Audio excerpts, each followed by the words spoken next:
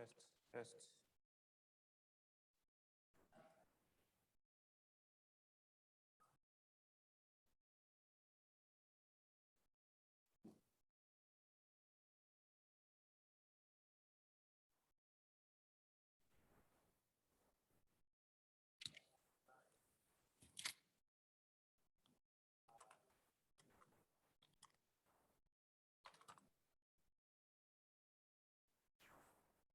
Test, test, test.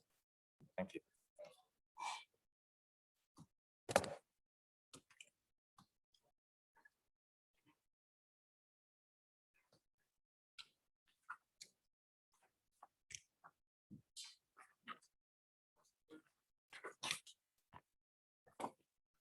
All right. Good evening.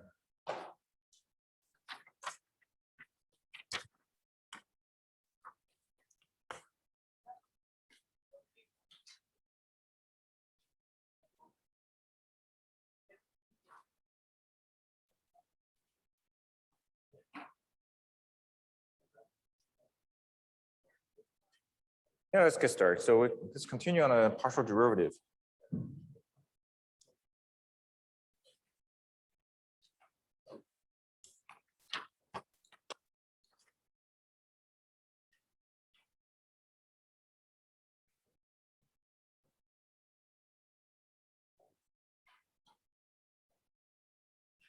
If you have a function, multivariable function, and you are going to calculate the partial derivative, the definition of a partial derivative is that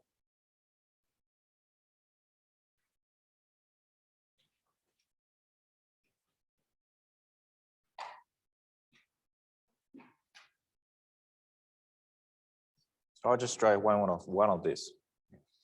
So very much like the scalar function, and so you have an increase in the small x, and then take a derivative of that, you get the so-called partial derivative. Okay. So when you take a partial derivative, the rule number one is whichever variable you're taking the partial derivative with respect to, then the other variables, in this case, y and z here,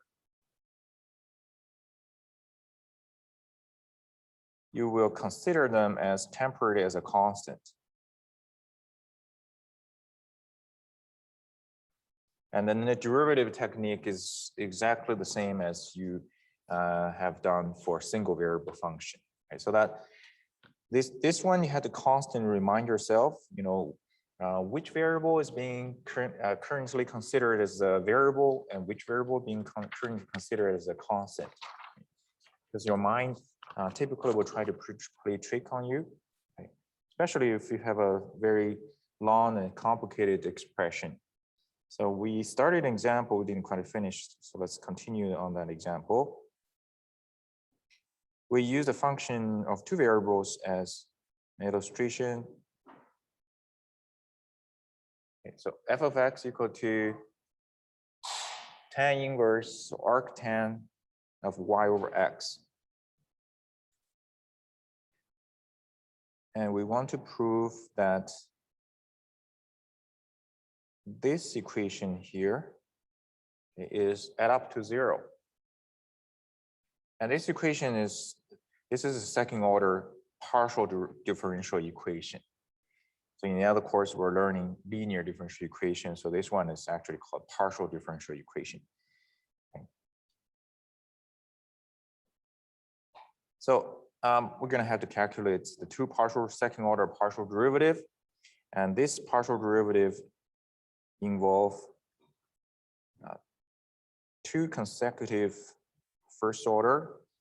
So you had to calculate the partial derivative back to x, and then calculate the resulted, the partial derivative resulted the function with respect to x again. Okay. So what we did is we calculated this partial f over partial x at the end of the previous lecture. Okay. In order to do this, we let u equal to y over x. Okay. So now we can make use of a so-called chain rule. So once you plug the u into this function f, then the function become a single variable, just a u. So then we need to take a derivative with respect to u first, and then partial u over partial x. So that'll give us the partial f over partial x. Derivative for arctan give you 1 over 1 plus u squared. Partial u over partial x give you negative 1 over x squared. So now you can plug in the u back into this equation.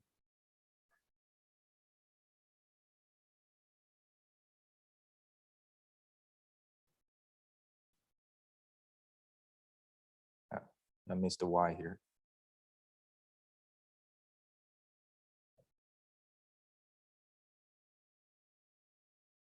Right, you plug in back into this equation here to get this. Now this is the time basically you need to simplify the equation first before you can carry out the next level for partial derivative. Okay. So emphasize a lot the way to simplify this side first. So that's simplify to x squared plus y squared, and then negative y over x squared. Okay, so you got these two cancel. You end up with just negative y over x squared plus y squared. Okay. All right, so that's the first stage of a result. Partial f over partial x. Now you can calculate the next stage. And of course, this stage here will give you that second order partial derivative, right? So the way you probably want to write it is just to plug in the results into here, indicating you're going to calculate the partial derivative of this function with respect to x. Again, you have to consider y as a constant, right? So essentially, if y is a constant, and if you're being asked to take derivative of this expression with respect to x, so I think you should be able to do that. But since you got a y here, right? Sometimes your mind will play trick with you. So in this particular case, usually you can calculate, use this quotient rule.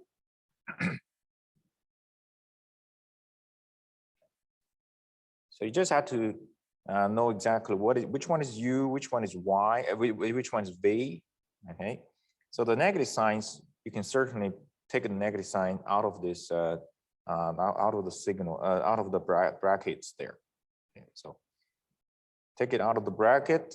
Okay, so let's see, what's that going to be? Okay.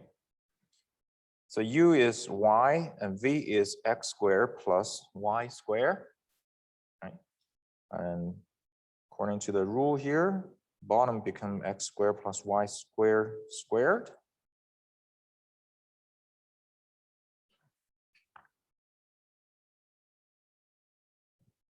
And the top, right? The top here, the first term is u prime v. U is y, right? But you got to remember, right now, you're taking derivative with respect to which variable? To x. So when you see u prime, so technically it's not a derivative of a y, right? It's actually partial y over partial x. And y is considered as a constant. So the first term here should be 0 times v. So the v at here is the bottom, right? So then minus v prime u. Okay. Minus v prime u. So v is the bottom expression, x squared plus y squared. So the v prime here is technically is partial the expression with respect to x. Okay. So when you take a derivative of the bottom with respect to x, you get 2x, right? And this y squared is considered as constant. And then multiply by this u value, which is y. Okay, so now you simplify everything. So negative cancel, become positive. So 2xy over x squared plus y squared squared.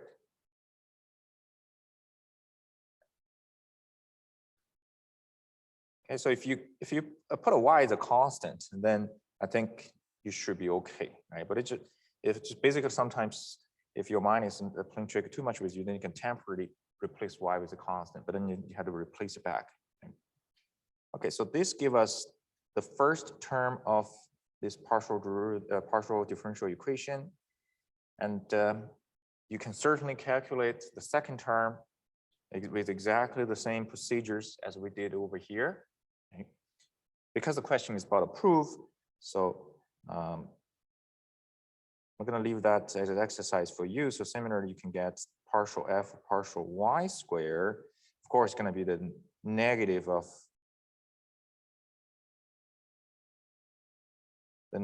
this partial f over partial second order, right? Partial derivative. Okay. So you can prove now, basically can prove that this partial derivative, okay, partial differential equation is satisfied. Okay. So then you can see, okay, partial f partial x squared plus partial f partial y squared equal to 0. Okay.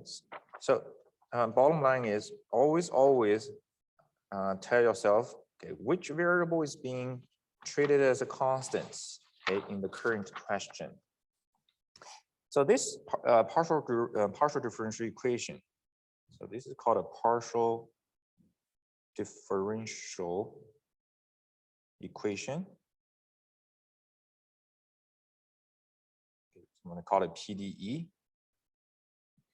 So this one actually has a unique name for this. Okay, so this one is called Laplace equation.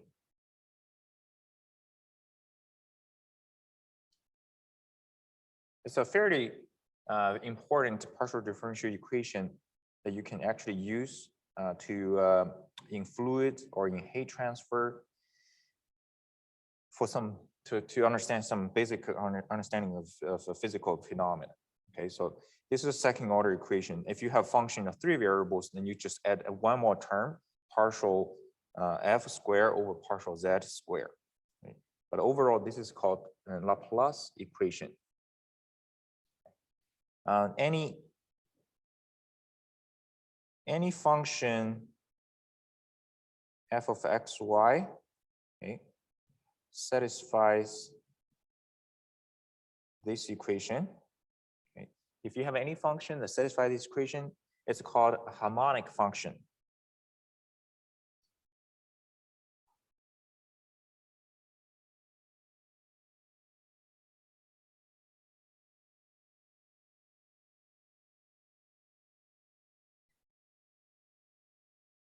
So this out of scope of this class, harmonic function basically typically refer to function of a sine, cosine of a certain frequency, let's say 2 omega, 3 omega, right? That sort of a format.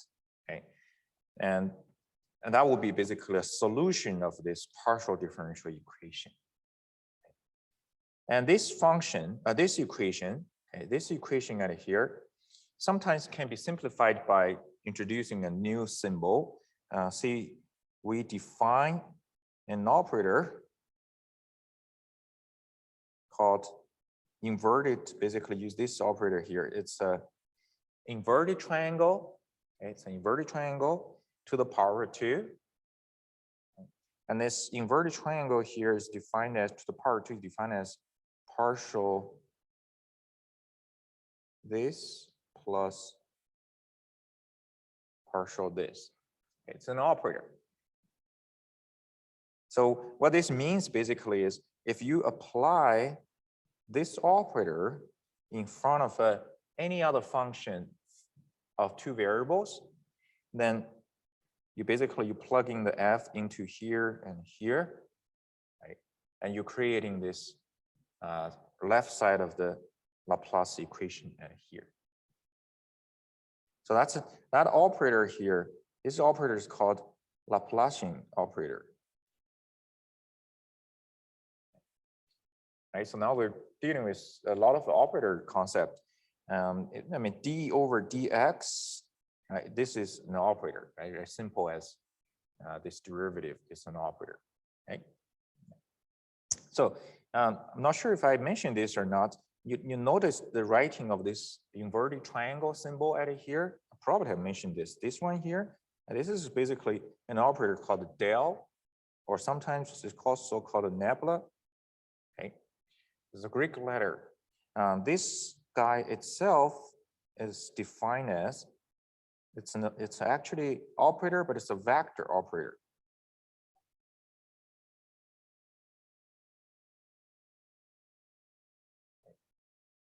So this one is called a del operator, and it's a vector.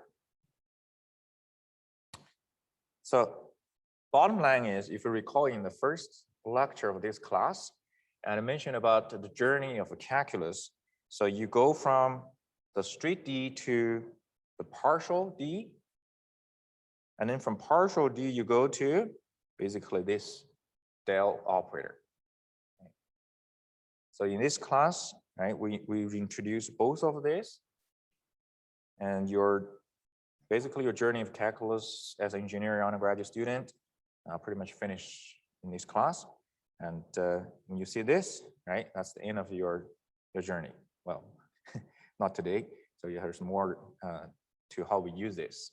Okay. So in the next lecture, after we finish the multivariable function, we're going to learn the concept of gradient, directional derivative, and also curls, everything. Most of the case, we're going to actually deal with this symbol and this symbol. Okay, so that's the difference between this class, right, which is multivariable functions, right, from a single variable function. Okay, so those are examples how you conduct partial derivative given a function of a multivariable function. So before we show more examples, particularly just some rules, right, in terms of partial derivative. Maybe let me show you one more example, then we can talk about the geometric meaning of this in here. So this example is a little bit different from the previous examples. So given the following equation, so here's you have an equation given it here. So this equation in terms of x and y, this is log in z. Try to find partial z over partial x. So z basically is considered as a function of x and y.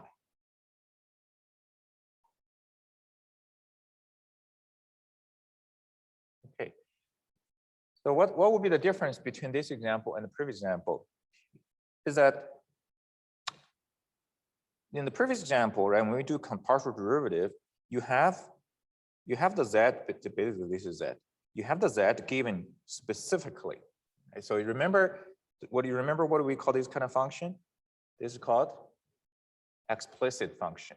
Right? So you have this function given explicitly. But over here, unfortunately, we don't have the explicit expression, right, for the z. And the expression for the z is embedded within this equation right here. But you're still being asked to take partial derivative z with respect to x. So it's an implicit situation. Of course, you could strive to find the expression for the z based on the given condition, which is fine. You probably can, but sometimes you couldn't, right? Then here's basically an approach you can still try to find a partial derivative. So what we could do is, because we know z is a function of x and y, so what we're going to do is we're going to take partial derivative with respect to x, okay, for both sides of this expression. Right? It's like you multiply both sides by 3. You're not changing the equation, right? So if I take partial derivative of both sides with respect to x, then we are keeping this equal sign. So now let's see what that action will give us. So let's focus on the left side first. Got two terms. You take a partial derivative of this, so the meaning you take a partial derivative of for each one of the term first, and then minus.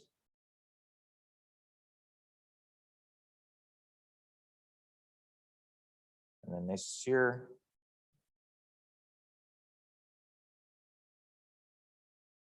Right. Okay, so that's what happens if you do things separately. Okay, so now let's focus on this. Remember, you're taking partial derivative with respect to x for the z. So only the z is a function of x. Then the y, in this case, is considered as constant. So the first term is y partial z over partial x. And then the second term, it's ln z, right? It's not z.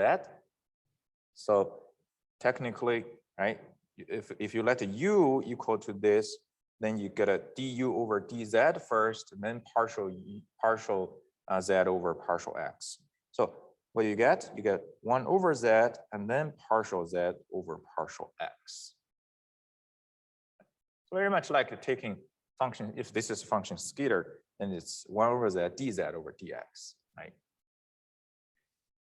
And then this side here, partial x, partial, right? Let's just, well, really don't need a partial because it's just 1, right? You're taking derivative x respect to x, of course, is 1. And this is considered as a constant, so it's not a function of x, so it's a 0.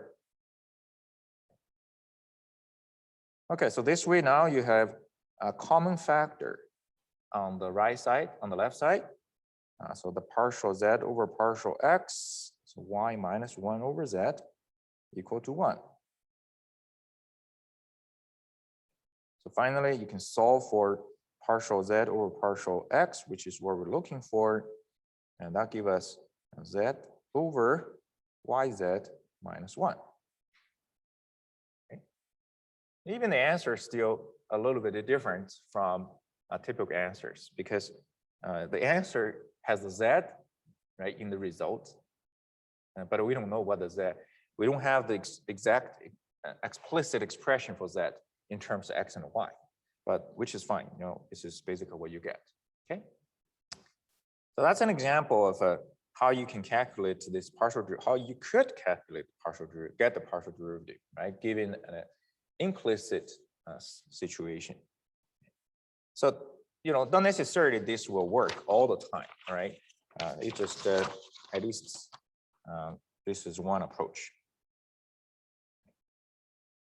So any questions on partial derivative? Just keep it again, right? Make sure which one is constant. So now before we look at the chain rule, I want to talk a little bit about the geometric meaning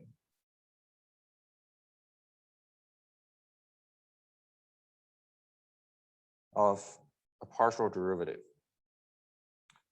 In particular, maybe at a certain point.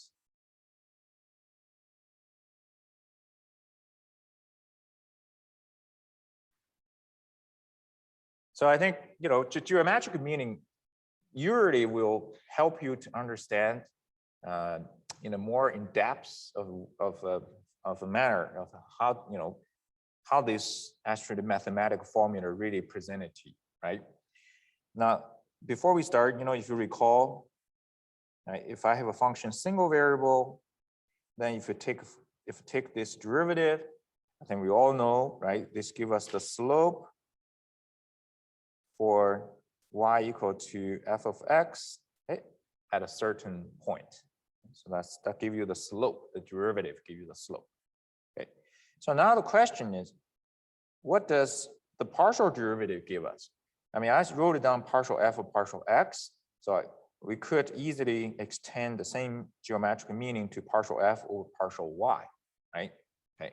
So let's look at this partial derivative meaning. But before we do that graphically, so let me write down the definition of this partial derivative using limit concept.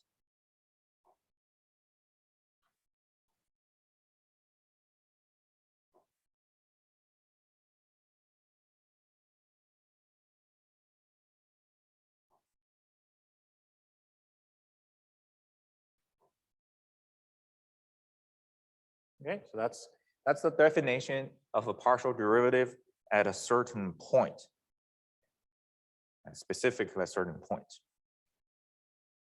Okay, so here's a graphically what it looks like. I'm gonna graphically explain this. Okay, this limit concept.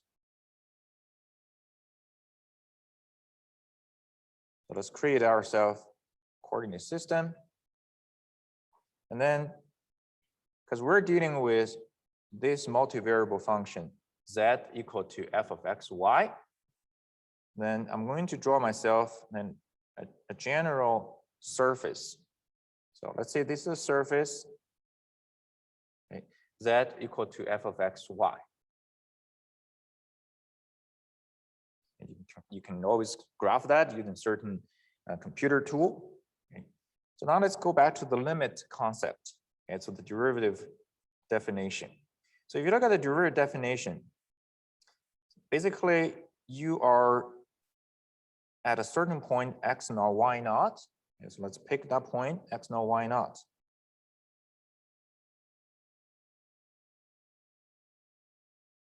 And then at this point, you got a certain value, right, corresponding to this point, which is that's your f x naught, y naught.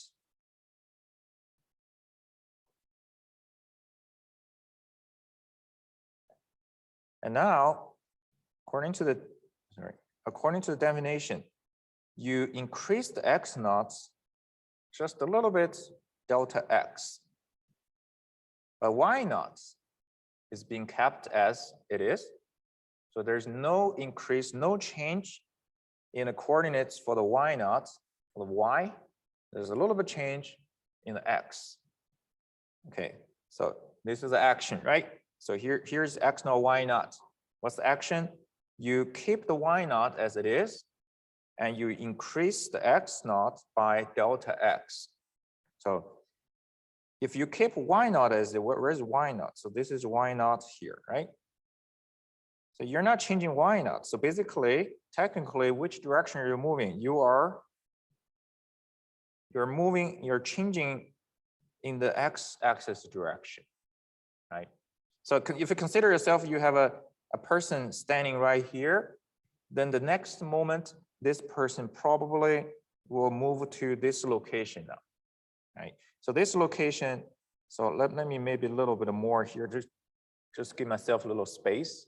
But of course, in reality, you only move a very little bit. So for this location, it's x naught plus delta x, and then y naught. Right. So you are literally just basically moving in the x-axis direction with an increase of delta x. So that's what this basically means here. So at this new location, the new location here, you also have a function value, right, corresponding to the new location. So this function value at here, right, this one is f of x naught plus delta x and y naught.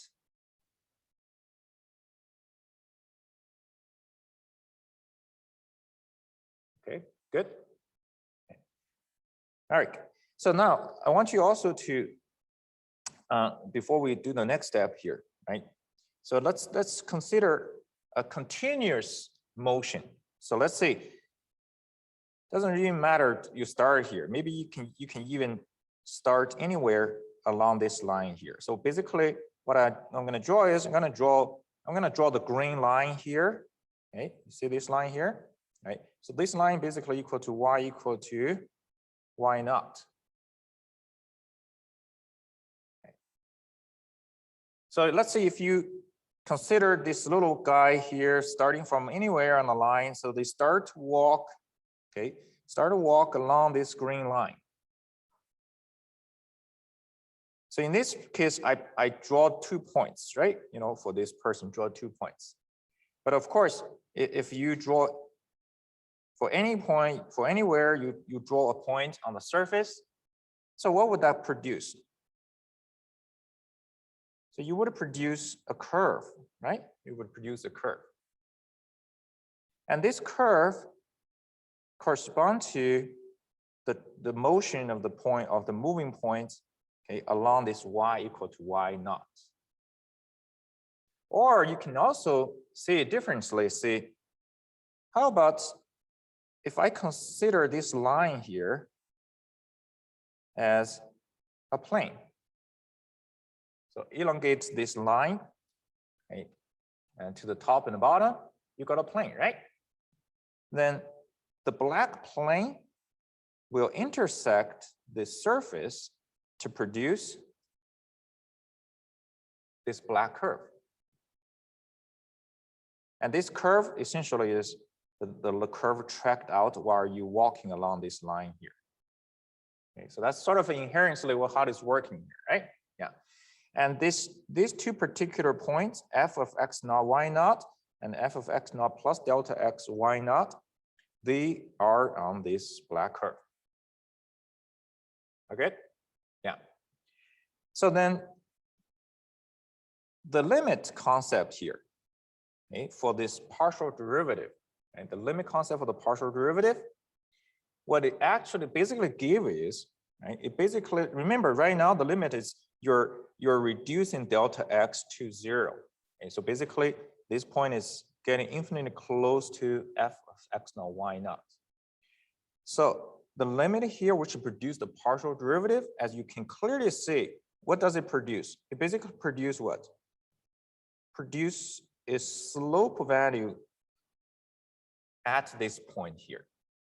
Or it produced basically the slope for this tangent line, right? Passing through this f naught, x naught. And this curve is the intersection between this plane and the surface over there. Right, so then the geometric meaning of this partial derivative, so now I can write it down using maybe a little more simple language at here. Right? So it give us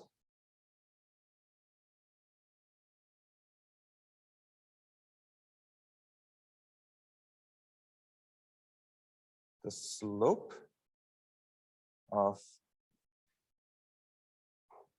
the line, let's call it tangent line, to the curve intersected by y equal to y naught and by plane, by this plane and surface z equal to f of x1.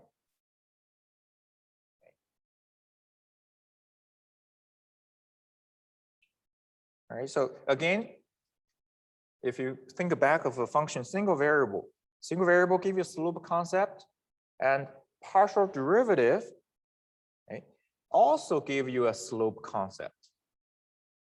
But this slope is very, very specific, right? It's not an arbitrary slope. This slope is really specifically referred to the slope of this curve at this point.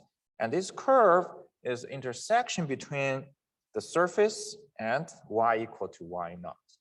It's not any other slope, because technically I can draw so many curves on the surface.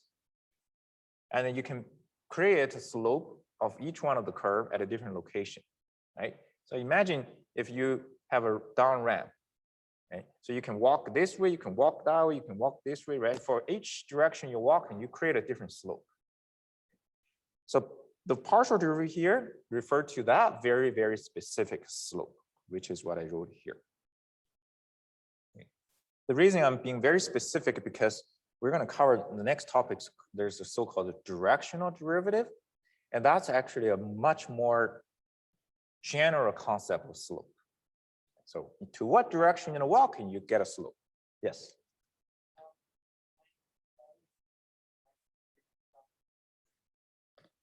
Is the plane always to be 90 degrees? In this case, yes, I'm basically just elongating this plane, right? I mean, I'm elongating this line up and down to create that plane. So this plane is perpendicular to the XY plane at here. Yeah. Is that's the question? Okay, good. Okay. Now, the other way you can also visualize this is this. So let me put a perspective I over here. So this I here is on the so depending on it's on the left side of the plane y equal to y naught. Okay. So I put an I over here. Then what this I observe, right? What I observe is this curve. So the eye saw the z-axis. This eye also see this big plane. Okay, this big plane is this is not x. I mean, this is actually parallel to the x, right? But technically, it's this axis here, right? This axis. Okay, and then you probably see a curve like that. And then this curve, right, refer basically this black curve over here. And then that tangent line at that location, right,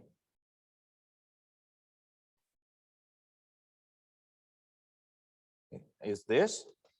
And the partial derivative is at the location here, refer to the slope of this line here. So the reason I'm putting this I over this side here is because only you put the perspective on this side, you can create a coordinate system, which is what we call the right-hand coordinate system, Z, and this axis oriented in this way. Because imagine if you put an I over this side here, then what you see is the Z is up, but then this one, the arrow pointing this way, and that's not the standard coordinate system that you would create. Right? You create a coordinate system in this way here. Right? So this way, when you look at it in this perspective, I mean, you basically it's the same like a single function, single variable. You got a curve, you got a slope, right? You got a tangent line, and you got a slope of that. Okay. Good. So same thing, right? Similarly, you can draw a conclusion. What is partial f over partial y at this x naught, y naught location? So what slope does that partial derivative create? So if I had to a little more specific, if this slope is created, partial f over partial x, by a change in the x direction, then that slope is created by a change in the y direction. So that's sometimes, partial derivative, we also said the rate of a change of function f with respect to the change in x. And this is, of course, rate of change of function f with respect to change in function in a variable y. Okay. The same idea. Okay, so just better understand this graphically. I mean, you can certainly draw a better one than me. And then when we talk about directional derivative, and you have a little more appreciation, if you understand this a little better. Any questions on these parts? Good. All right. So now let's look at a few rules. Okay. So I call it chain rule. Even though I'm going to specifically write down those chain rule here, but to be honest, I think in a lot of time, you don't really have to know you don't even need to know the rules to carry out some of the partial derivatives. Okay. But anyway, so let's write it down here. Okay. I'm going to present probably 1, 2, 3 different chain rules. Okay. So the first one, given function fxy, and then somehow the x is a function of t and y is a function of t. And now you're required to calculate the derivative of f with respect to t. So notice that I'm writing straight d, not partial d, right? Because if you substitute whatever the x of t, y of t into this function, then the function ends up with a single variable function of t. Right? So that's this. So then you probably say, okay, so why don't you just substitute it first and then calculate derivative? Yes, you can. Okay, but however, since we learned multivariable function, so you can use this chain rule formula. So partial f, partial x first, and then dx over dt plus partial f, partial y, dy over dt. That's chain rule. Okay. So the only difference is when you do this part, right? So you get the dx over dy over dt, right? But don't forget to substitute your x and y back into the two partial derivative so that you don't have a mixture of x, y, t. So you have a dedicated expression as everything in terms of t. Okay. So that's what you just have to be careful. If you have function 3 variables, you just add one more term. Okay, so there's really no difference at all. Okay, let's take a look at the second case of chain rule. Okay, again, we have this function at z equal to f of x, y. And this time, x is function u and v, y is a function of u and v. It's a little more complicated now. So x is a function u and v, y is function u and v. Now, so if you substitute x, y into this function f, so at the end, you can imagine at the end of the result, the function f actually become a function of what? U and v, right? Yeah. So let's say we want to calculate partial f over partial u. Again, I mean, you can certainly argue, let's do the substitution first and then do the partial derivative. Yes, you can. But if we have to do it separately, we can certainly do that. Partial f of partial u equal to partial f partial x first, then partial x partial u next. Partial f partial y, and partial y partial u.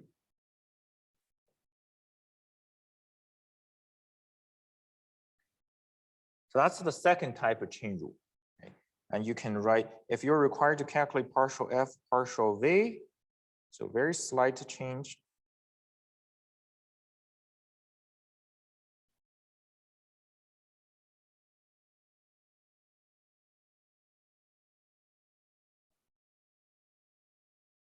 Okay, that's the rule. Okay, x and y are functions of u and v.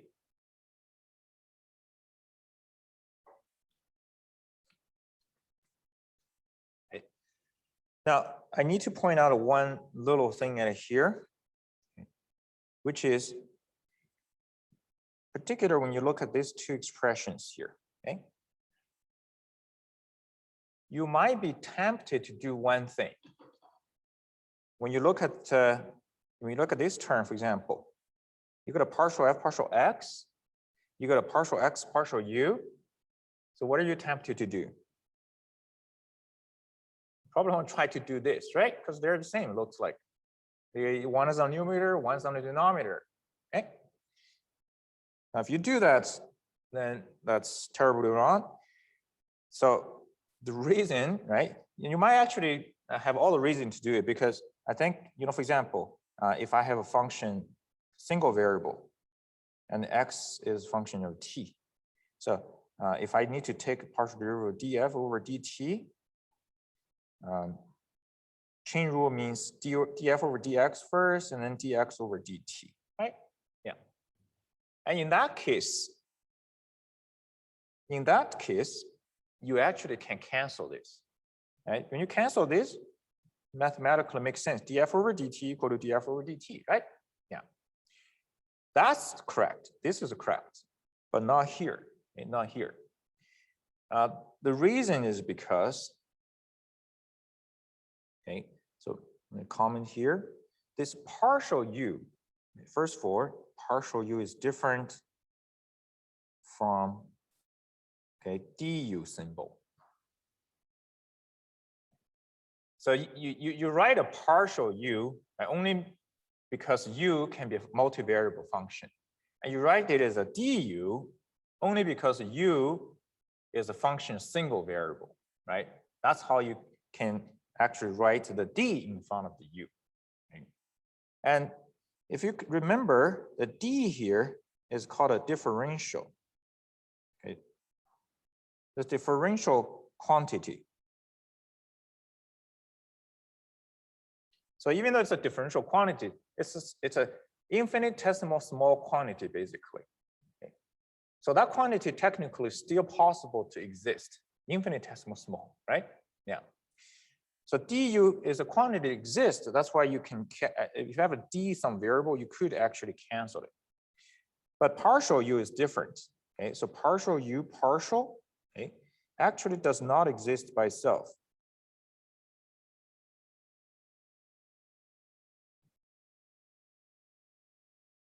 So that's the difference. Okay. So when you write a partial u or partial any variable, and technically that symbol itself does not exist. It has to be always partial u over partial x, with respect to something. Okay, so that's okay, right? You don't never write, okay, what's a partial u equal to? But yeah, so that's wrong. Okay, so make sure you don't do any cancellation in here, and you had to calculate the two partial derivatives separately, and then you get the results using this chain rule. So let's take a look at an example.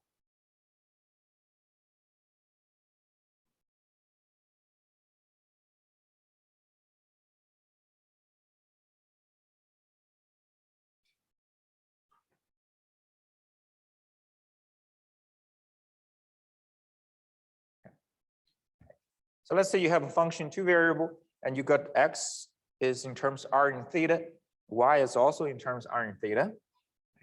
So x is a function of r and theta, y is also a function of r and theta. And I'm required to calculate partial t over partial r.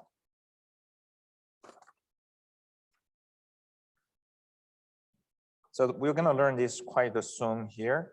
When you see this kind of r, x equal to r cosine, y equal to r sine, this is called a polar coordinates. Of course, this is in 2D. In 3D, we also have polar coordinates. Right? And we're going to actually do derivative integrals within these polar coordinates.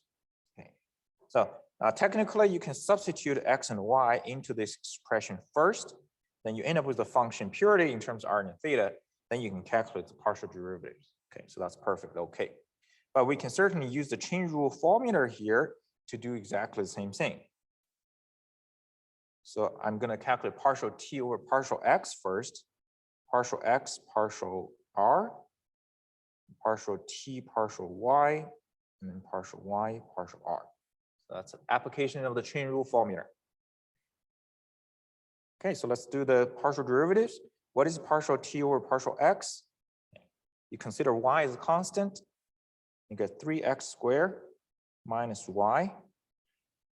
And what would be the partial x, partial r? You go back to the x expression here. You're going to consider cosine theta as a constant. So cosine theta, partial t, partial y. Consider x as a constant. So then you get negative y, negative what? A partial t over partial y, so negative x plus 3y squared.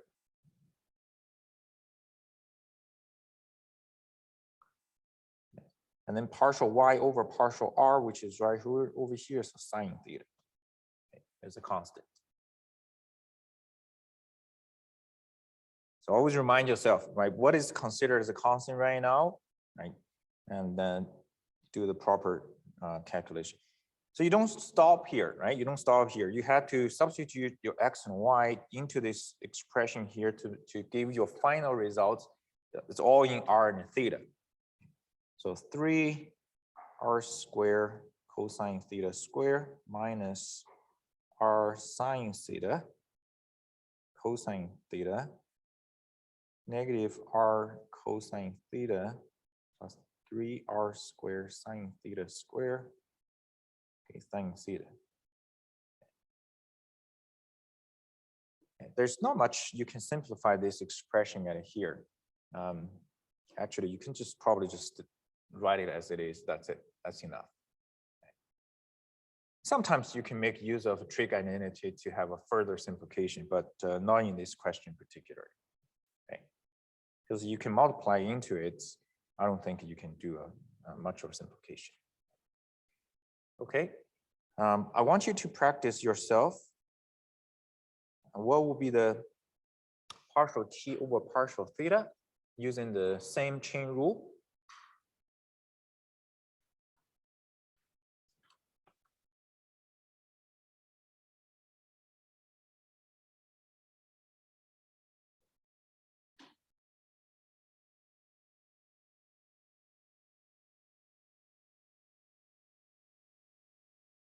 Okay. The case number 3 actually is pretty much the same as case number 2, except that you can extend the number of variables into 3. So let's say you have a function of 3 variables. Oh, I'm already running out of time. So anyway, I think this is not that important for the chain rule here. So u is another function of, let me finish next time. Yeah. Am I running out of time? Yes, I think so. Okay, any questions? All good? Okay.